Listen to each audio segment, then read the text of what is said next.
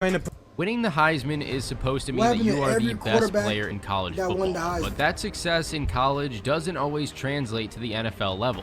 Today we're going to answer the age-old question: what happened to every quarterback to win the Heisman Trophy since 1970?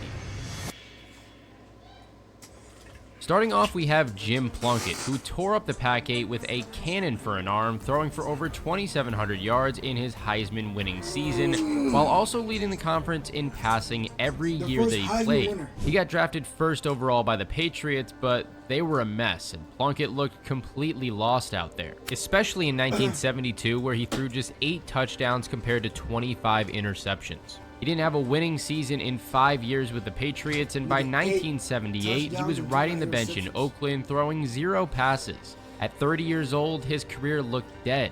Then, Dan Pastorini broke his leg during the 1980 season, and suddenly Plunkett became Oakland's starter. And at that moment, a new player was born. 2 Super Bowl rings and a Super Bowl MVP later, Plunkett pulled off maybe the most unlikely comeback ever. When they give the Comeback Player of the Year award, Jim Plunkett is like the poster child for that. They said, don't give up on me yet. In 1971, we had Pat Sullivan winning the Heisman, leading the SEC with 20 touchdown passes. Atlanta grabbed him in the second round, but Sullivan didn't start one game until his 3rd season. When he finally got his chance in 1974, the guy managed just 4 career starts in total over the next 2 seasons.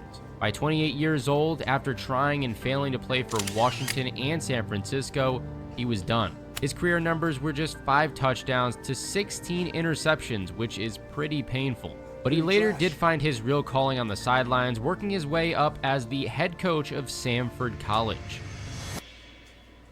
Doug Flutie. Now, it took over a decade, but a quarterback finally won the Heisman again when Doug Flutie showed his magic at Boston College in 1984. That Hail Mary against Miami made him a legend, and his 1984 season was incredible. Over 3,400 yards passing and averaging 314 yards per game, the Heisman Trophy was a lock, but the pros, not so much. If you already reconcile yourself to the probability that the pros will probably pass you by? I'd love to take an opportunity to try in pro football, but from what I've heard and people have told me, I really don't think it's going to be in the future for me. Every NFL team had the same worry, that the guy was just too short, but the USFL offered him $7 million to become the highest paid rookie ever. Because of that, he didn't get drafted in the NFL until the 11th round, basically being an afterthought. Well, listen, long before the USFL folded, Flutie bounced around the NFL getting traded and cut.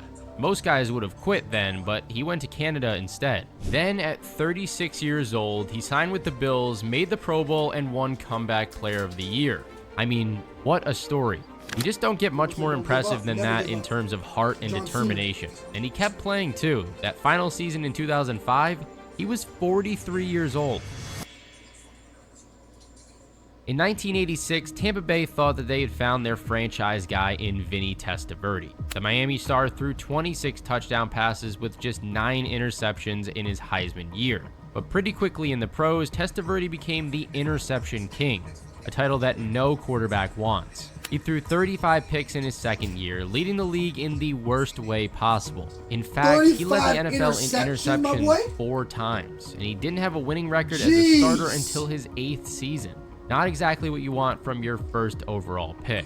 But just like Flutie, the guy kept on playing and making money. He retired as a 2-time Pro Bowler after 21 seasons in the league. Wow.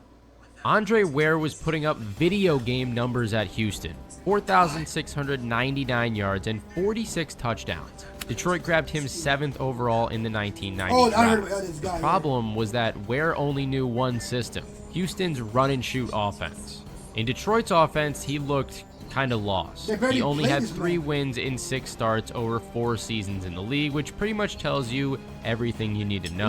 After bouncing around Canada and even Germany chasing that college magic, Ware landed in the broadcast booth. He's right up there with the most disappointing Heisman winners of all time when it comes to actually playing in the pros.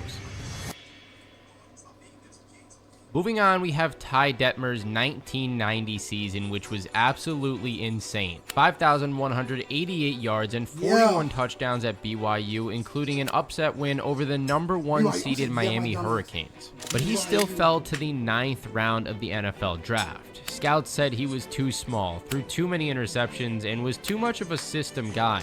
And to be fair, the guy did throw 65 interceptions in 4 years at college.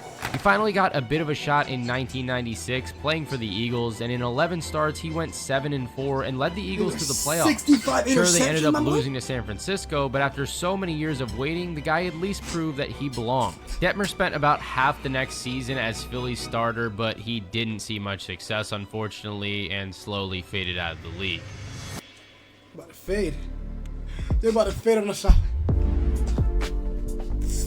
They're about to fade, bruh. Hey. Gino Torretta is another guy who got completely ignored on draft day. After leading Miami with 3,060 yards and 19 touchdowns to just 7 interceptions in his Heisman year, he dropped to the 7th round. Minnesota thought maybe they could develop him, and that unfortunately never happened. Torretta played 1 game with the Vikings, then 1 more with Seattle 4 years later. His entire NFL career consisted of just 41 passing yards. The guy who led one of college football's best programs ended up being a financial advisor, just like most other 9-to-5ers, which just goes to show you, sometimes that jump to the pros is more like jumping off a cliff. What? Charlie Ward, on the other hand, got to choose between 2 sports at the pro level. After winning the Heisman and Florida State's first title, he could either chase his NFL dreams or play point guard for the New York Knicks, who just drafted him in the 1st round. The NFL made it easy on him. Scouts saw him as a 3rd to 5th round pick. Ward's response, 1st round or I'm out. So when nobody stepped up to take him, he walked away from football completely. Ward became the only Heisman winner to play pro basketball instead of football. While other quarterbacks fought for roster spots, this guy was running plays for the Knicks.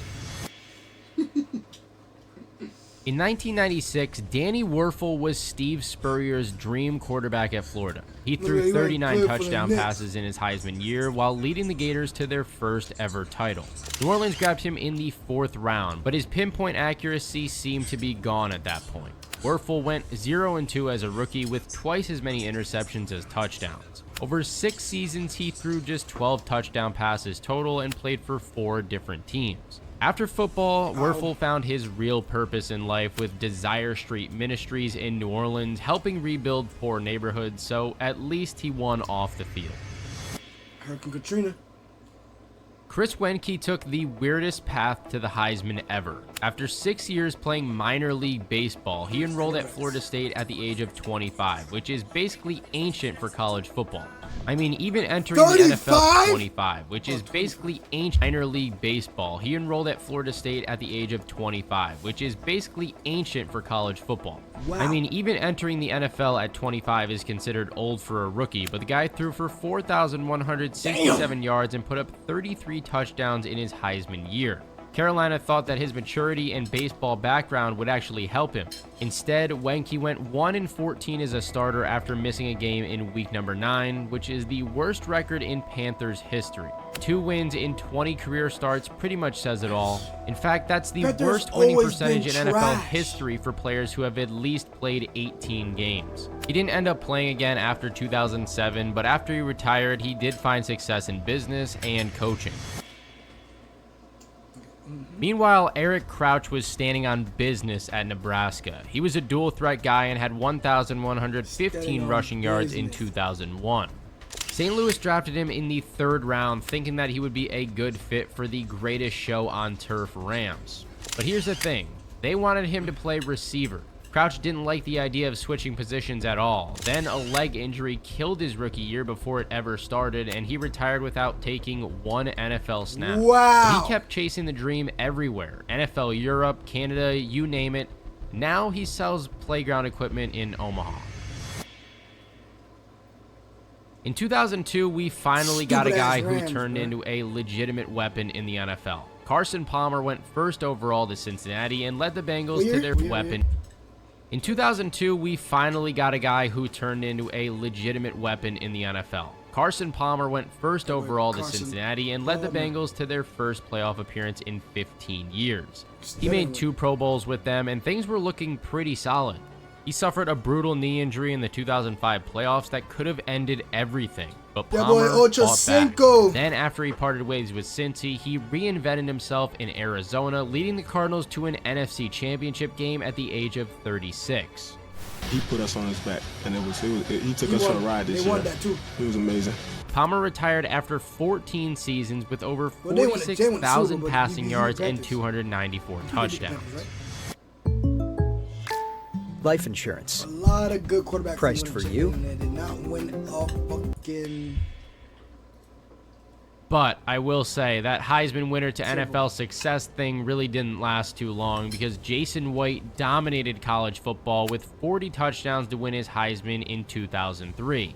Then after a 2004 campaign that saw him come in 3rd for Heisman voting, draft day came around and went without his name being called at all. Basically, everybody knew his knees were done. Tennessee finally threw him a contract in 2005, giving him one last shot at his dream. He showed up ready to prove everybody wrong, but his body just didn't allow him to do so. 3 months later, White retired before taking 1 NFL snap. He was the only Heisman winner who tried to go pro but never made it at any level. Now he runs memorabilia stores in Oklahoma, along with owning a few other companies. Like, come on. Okay, for 2004, we're heading back to USC now, where Matt Leinart had some pretty big shoes to fill. And he really did a solid job in college. Leinart was great every season at USC with 99 touchdown passes over 3 years. But in the NFL, Leinart peaked as a rookie with 11 touchdowns and 12 picks. Yeah, when that's your peak, we know things are not going too well. He basically rode the bench behind Kurt Warner in Arizona. Then when Kurt Warner retired, it was supposed to be his moment to shine, but he lost the job to Derek Anderson. That pretty much tells you how far this guy had fallen. Troy Smith's Heisman season was one of the most dominant that we have ever seen, with over 91% of first place votes, a record that stood for 13 years. Then Florida destroyed Ohio State 41-14 and his draft stock plummeted. Smith finished that game with only 35 passing yards and negative 29 rushing yards. At 6 feet tall, Smith was already fighting height concerns when Baltimore grabbed him in the 5th round, and then when Joe Flacco showed up, everybody forgot about Smith entirely. His best moment came in San Francisco, where he outdueled Sam Bradford in an overtime win, throwing for 356 yards without an interception. For that one game, Smith looked like the guy that fans hoped he would be. Then he faded into Canadian football. Then it sized them. Okay, now we have a pretty popular name here. Where do we even start with Tim Tebow? It's hard to find anybody who put up numbers like Tebow's Heisman season. 32 passing touchdowns and 23 rushing. He became the first sophomore to ever win the award and became known for his insane will to win. Tebow flushed again. He'll keep it. Tim on the run. Head-on collision. He was about as good of a college player as you could possibly get, but scouts were worried about his throwing motion and whether he could read NFL defenses correctly. Denver took him 25th anyways, and in 2011, Tebow made everybody believe, or at least made everybody watch. His mechanics were unorthodox to say the least, but he did lead the Broncos to the playoffs and shocked Pittsburgh with an 80-yard overtime bomb to Demaryius Thomas. Then Peyton Manning came to town and Tebow's career was basically over. He tried baseball, broadcasting, whatever, but I've got to admit, it's kind of a shame that he didn't get another shot at being a starter somewhere with a full offseason, but maybe it's for the best. All right, moving on to the 2008 winner. Sam Bradford had 50 touchdown passes, only 8 interceptions, and over 4,700 yards to win the thing pretty convincingly. The Rams made him the easiest first pick ever, basically, and handed him a $78 million contract with $50 million guaranteed. But that contract became the poster child for why rookie deals needed to change. Bradford kept getting hurt, missing huge chunks of time in 2011 and 2013. In the end, he played for a bunch of different teams, but his best year was in Minnesota, where he had a 71.6% completion rate to lead the league. But even then, the Vikings went 7-8 in games that he started in, and at the end of the day, as accurate as he could be when it was all going right, he was basically another Heisman bust. If you only list your vacation home on Airbnb. But you can't say that same thing about the next guy on our list. Cam Newton ran for nearly 1,500 yards and 20 touchdowns at Auburn during his Heisman season, while throwing for another 30. Then he showed up to the NFL and threw for 400 yards in back-to-back games as a rookie. Superman, I'm with Cam Newton. Newton puts it up. He's got a man, and he completes it. Steve Smith, touchdown. This is the best Newton's season for 2015 Panthers when MVP Cam Newton season was was there. one of the most dominant in recent memory. No 15 cap. wins, 45 total touchdowns, and the kind of swagger that just made every Panthers game so much more entertaining to watch. That Super Bowl loss to Denver really hurt, and he never really lived down the footage of him not diving for that fumble. And injuries hurt, and he never... What was this nigga thinking not diving for the fucking ball, Cam? Like, bro, I'm like, what is Cam Newton doing? Ball is right there, man. Again, you're in the Super. What? Some of these people with Super Bowl performances, man. The Seahawks and the Panthers and the Atlanta Falcons. Like, bro.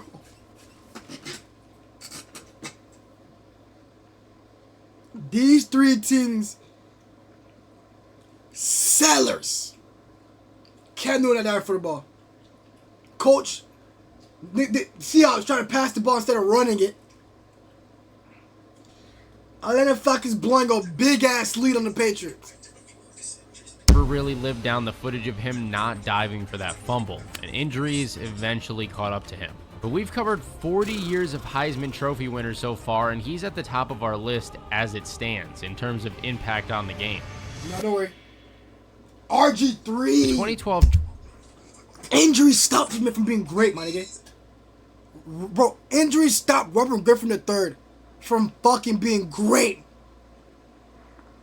draft was one of the most exciting for quarterbacks in a long time. You had Andrew Luck going first, but RG3's speed and arm talent had Washington trading up to grab him second overall.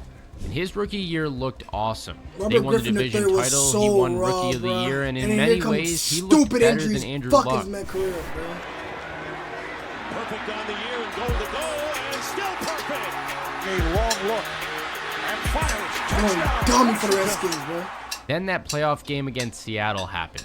Griffin's knee buckled and everything changed. He was never really the same after tearing his ACL and LCL, and the coaches were scared to let him loose after that. Plus, without the mobility, you could tell he really struggled reading defenses. Kirk Cousins took his job, Griffin bounced around as a backup, and then became an ESPN analyst until they fired him in 2024. These days, he's got a pretty good podcast that you can actually find on YouTube. Yeah, a lot of Funko Pops. He watched a lot of anime. I fought with him for that. Johnny Football is another guy who was just electric in college. He had over 1,400 rushing yards while also throwing for over 3,700. Pretty much everybody loved to tune in and watch him scramble around making magic happen. Snap from Patrick Lewis. Four-man Alabama rush. Got him. Really his fault, bro. Gracious him. How about Instead of After becoming the first freshman to ever win the Heisman Trophy, Cleveland grabbed him 22nd overall, hoping to bottle up that college magic. Instead, they got chaos. Manziel went 0-2 as a rookie with more bad news headlines than touchdowns. The Cleveland Browns have confirmed to CNN Sports that quarterback Johnny Manziel entered a treatment program on Wednesday. After just 6 starts in 9 games in year number 2, he was done. The CFL actually tried to give him another shot, but the magic was gone. Basically, he was never ready to even try and make it in the pros. Jameis Winston made history as the youngest Heisman winner ever, leading Florida State to a perfect season and a national championship. Tampa Bay grabbed him first overall in 2015, betting on that arm strength and clutch factor. But Winston's NFL career has been kinda crazy to say the least. His 5,000-yard season in 2019 sums it up perfectly. Yeah, he did lead the league in passing yards, but he also led the league in interceptions with 30. In the years since, his speeches have become memes, and his decision-making has stayed, let's just say, questionable the whole time. Last season in Cleveland, Winston showed that he was still the same guy. In Week 13 against the Broncos, he threw for 497 yards and 4 touchdowns. Then he killed drives with awful intercept, 497 yards and 4 touchdowns. Where your head at, fam? Then he killed drives with awful interceptions that basically cost them the game. But I will tell you guys one thing right now. If you are starting a wide receiver in fantasy football and Jameis Winston is throwing him the ball, you know damn well he's getting you some points. But at least Jameis is still trying to make plays, unlike the next guy on our list. We're on a mission to give 2 million people all around the world Mr. Big giving out water. This village in Malawi now has clean water. I see the mouse. Mariota, Marcus Mariota's Oregon offense was awesome to watch. 4,454 yards and 42 touchdowns with only 4 interceptions in 2014. Tennessee grabbed him 2nd overall, and in his first NFL start, it was literally perfect. A 158.3 passer rating against Tampa Bay had everybody thinking the Titans made the correct choice. On the play action, it's Mariota to Kendall Wright. Wright is off to the races, and it's the first touchdown of Marcus Mariota's career. But that perfection didn't last long. Injuries and inconsistency killed what looked promising, and even his best season in 2016 couldn't get the Titans into the playoffs. Now he's been a backup, bouncing between Las Vegas, Atlanta, Philly, and Washington. He's 34 and 40 as a starter with decent numbers but 0 playoff success, but I think it's safe to say it's pretty unlikely that he's going to win a starting job again.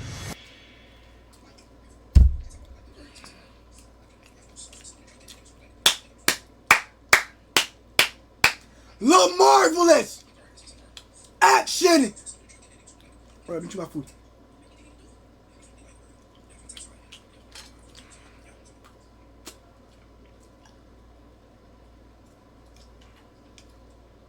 Jackson, nigga.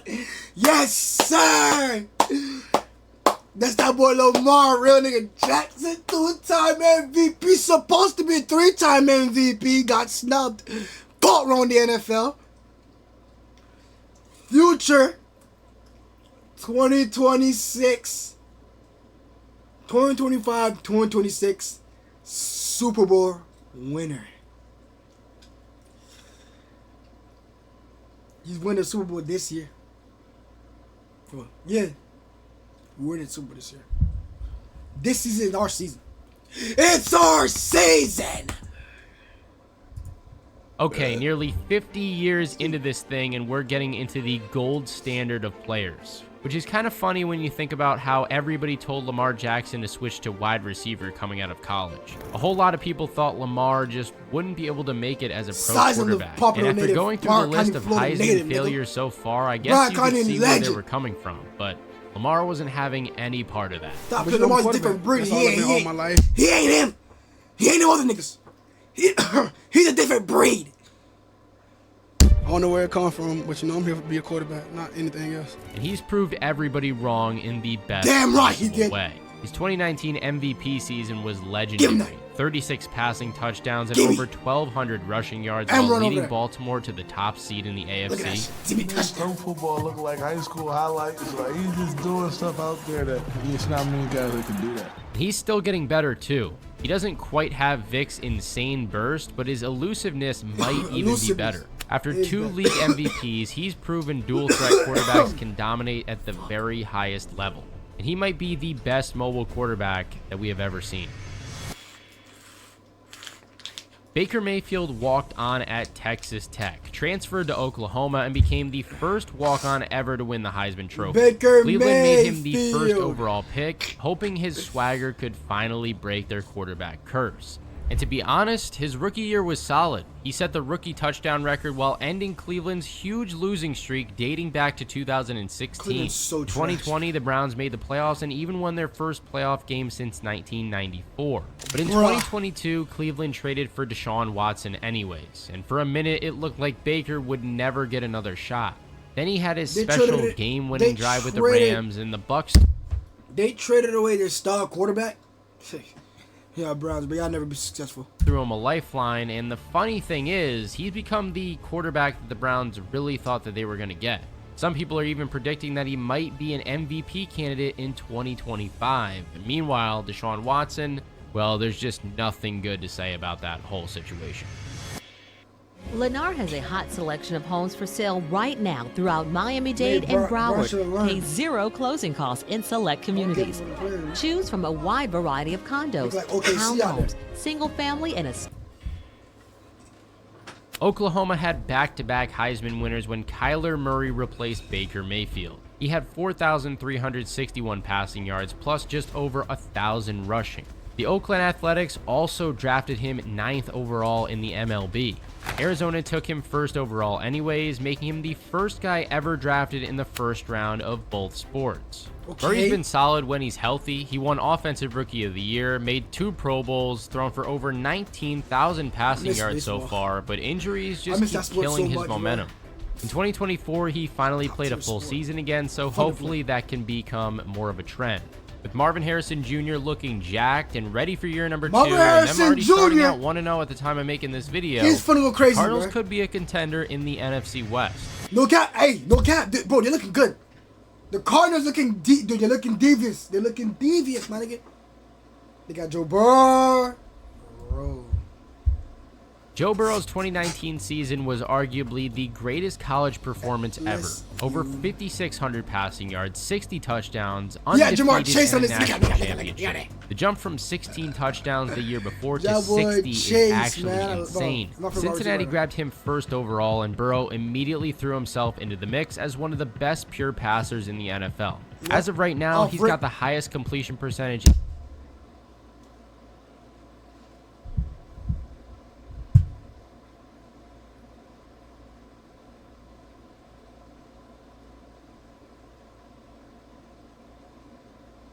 Trash. Damn, Drew Brees, not Drew Brees. Jimmy Garoppolo. I just need that just disgusts me. Yeah, just need to smile wipe on my face. Look at this trash ass shit right here, bro. Garbage ass shit. Yeah, Teddy Bridgewater. Matt Ryan. Matt Jones. In league history, and even Peyton Manning calls him his favorite quarterback to watch. The dude's just clutch when it matters the most. He's injured. I don't think he got it's possible fucking to be injured. any cooler than him when those moments come around. If he had a defense, he would probably have been MVP last year. Oh, actually, he would have been MVP last year. The real sign of his quality is in those 2 losses to Baltimore, who were pretty much one of the best teams in the league last season. Burrow threw for 820 yards and 9 touchdowns in those games with only 1 interception against them. It wouldn't surprise me at all to see the Bengals dominate in 2025, but their defense hasn't changed much, so we're just going to have to see what happens. In 2021, it was Bryce Young's Heisman year. He broke Alabama's single-game passing record with 559 yards and looked like everything that you wanted in a modern quarterback. I mean, the guy was mobile, accurate, and came through in the clutch moments. He finished with 4,872 yards. The Panthers got no O-line! Carolina clearly loved that and made him the 1st overall pick, thinking that they'd finally found the guy to replace Cam Newton. Well, that has not gone to plan so far. Young went 2-16 as a starter and got benched after just 18 games. His confidence at that point was totally shot with... They have no O-line! But I'm not gonna blame Bryce Young for this shit. Their team ass as fuck. 3 picks and 0 touchdowns to start 2024. No fucking O-line, bro. Man, half the time he gets sacked. And he was on the road to looking like a huge bust. One of the most lasting images that I've seen in the first 2 weeks is in the first week, Dave Canales. Look! He's getting sacked half the time of this shit. Jesus. And over to the bench where Bryce Young had just turned over the football yet again. And he sat down next to Bryce Young, stood next to him, and Bryce Young looked like a broken quarterback. But then something just clicked late last season. Young fought his way back to the starting job and finished very strong with 7 touchdown passes and 0 interceptions over the last 3 games, plus 3 rushing touchdowns and 2 overtime wins. We're going to have to analyze what he does in 2025 to really see what he's made of. It really pisses me off for this man, bro. I've been here, man. No O-line, man. He's getting sacked. He's getting sacked half the time. Caleb Williams put up such good numbers at USC that people started calling him generational. Chicago took him first overall because the Bears were desperate for a franchise quarterback, and Williams looked like the perfect guy to finally end their nightmare at the position. But his rookie year was basically a masterclass in growing pains. Williams went 5-12 while throwing 20 touchdowns to 6 interceptions, which is pretty solid for a rookie, but not what Chicago fans were hoping for. He did start to figure it out as time went on, though. He had 10 touchdowns with 0 picks from weeks 12 to 16, but unfortunately the Bears still lost all 5 games. Williams was at his best when everything broke down and had to make magic happen. That's when you saw the arm talent and the athleticism that made him the top overall pick. Chicago switched around their offensive line this year, so his second season should hopefully be a lot better. Yeah, bro, y'all niggas gotta fix y'all fucking O-line, my nigga. Like, bro. Yeah.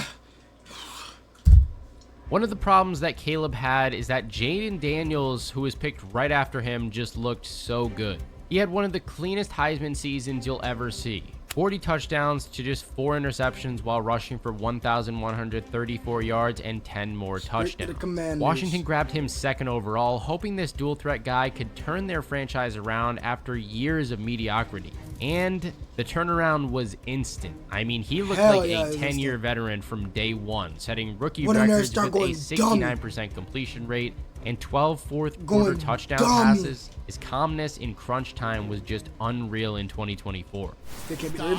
Cuts back, dropped the ball, picks it up, throws it towards the end zone. Touchdown! He's the modern NFL quarterback. Like, he's what everybody's looking for. Washington went 12-5 and made it to the NFC Championship for the first time since 1991. Daniels threw for 822 yards and 5 touchdowns in the playoffs, and also won Rookie of the Year. Basically, the next Heisman winning... I'm pretty sure the rest got a championship. Quarterback is going to have big shoes to fill. They won a Super Bowl. I think this list just goes to show you that winning the Heisman doesn't guarantee NFL success. In fact, I think it's just the opposite.